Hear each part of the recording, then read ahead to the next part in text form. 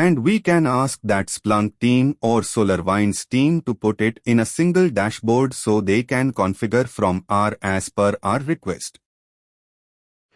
But coming to the Void, so we can't install any third-party applications. So if you want to monitor that utilization using SolarWinds, we need to install one agent in the server. Even for Splunk also, we need to install that forward. But for Void, we can't do that kind of initialization. So for that reason we can configure SMMP only. So through Splunk also we can monitor Void. But for that there is a mediator between Splunk server and SMMP server for forwarding those types. So that part I don't know exactly, that respect to team only can configure, but I did like. Using Splunk, we can monitor the CPU, disk and memory services for the Void also.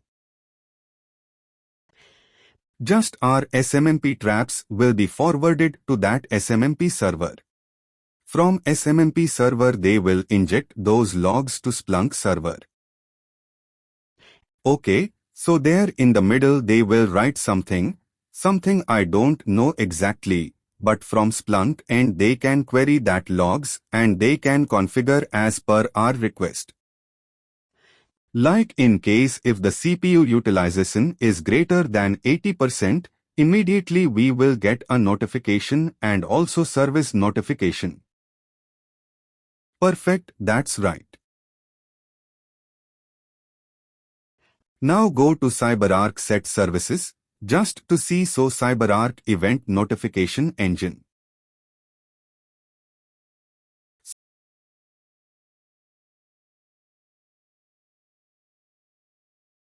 Then only the notification vault. Yeah, notifications from the vault. Yeah, sorry. And Cyberark Hotend Windows Firewall. So this is mandatory in case, if the service is not running, we can't connect to the Vault server itself. It will close all the ports, even double thread, and everything it will close. So this Hotend firewall service will be mandatory. So, in case, if you stop the service by this step, then definitely we need to log into that server using ILO, in case that hardware is HP and that IDRC for other vendors, and using those interfaces we can start this service and we can do RDP to the server. And next one, logic container. So logic container holds that master logic related to database only against. Logic container is the dependent service of the database. So if you stop the database service immediately, logic container will also stop. So these are all the 6 services related to Vault. Now close this window. So we covered services log configuration. Sorry, default users and saves. Now we will check that configuration files and the log files now go back to that folder. Yeah, go to C drive program files x86.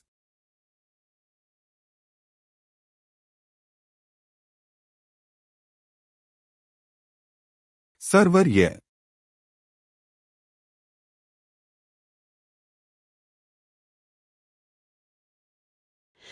So the first configuration, main configuration file for the Vault is dbp-infi.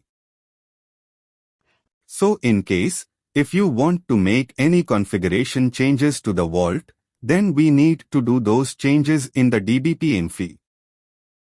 So just we did like we have updated our recovery private key path.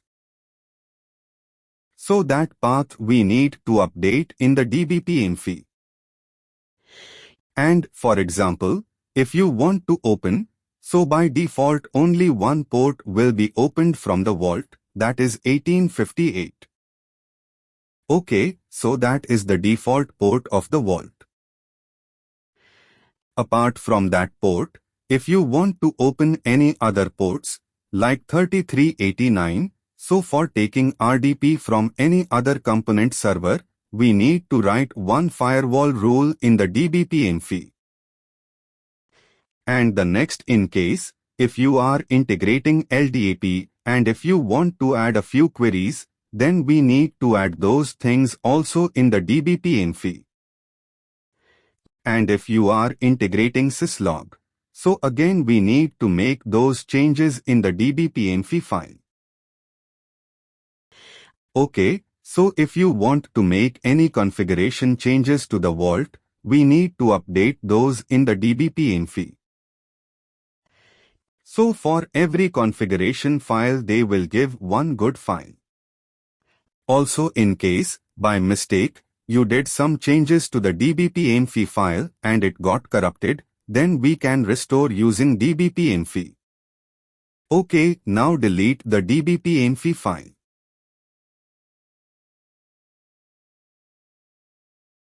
I'll delete this guy. Yeah, the original INI file, right? Yes, now rename the DBP-INPut to DBP-INPut. Rename. Remove that last dot put.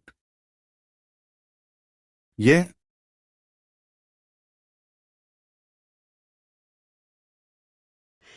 Now refresh in case. If it is not created, then we can restart the vault once. Immediately, we get here. Just refresh this window. It was not created. Right now, go to your private server and restart.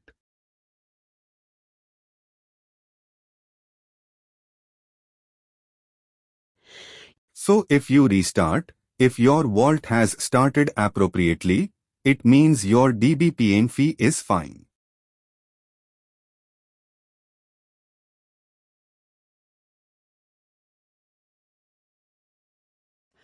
And as I told you, so, if you want to make any configuration changes, we need to add a few things in the DBP-INFI.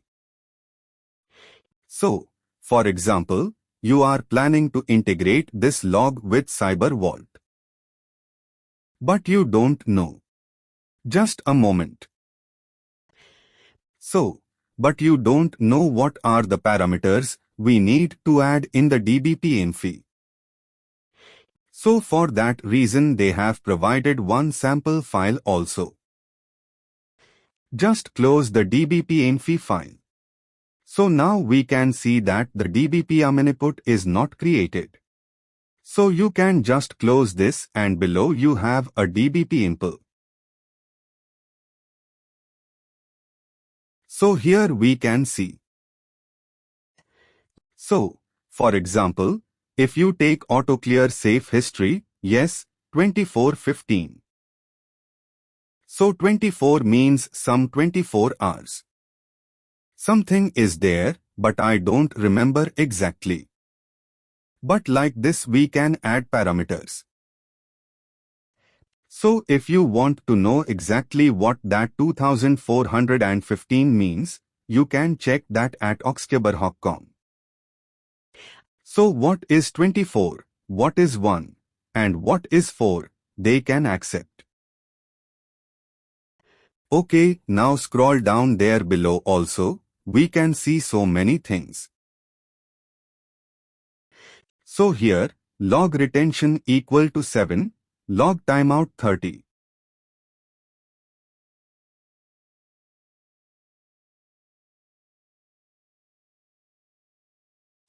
Yeah, max access while license equal to 5. So if you want to make it to 10, change that to 10. Scroll down. Scroll to bottom. There we can see syslogin and HSMXM. Lot many sections are there below. Yeah, so here debug, as I told you, if you are doing some LDAP integration and facing some issues. So here we have a LDAP debug 1450. So we may use this as a key write.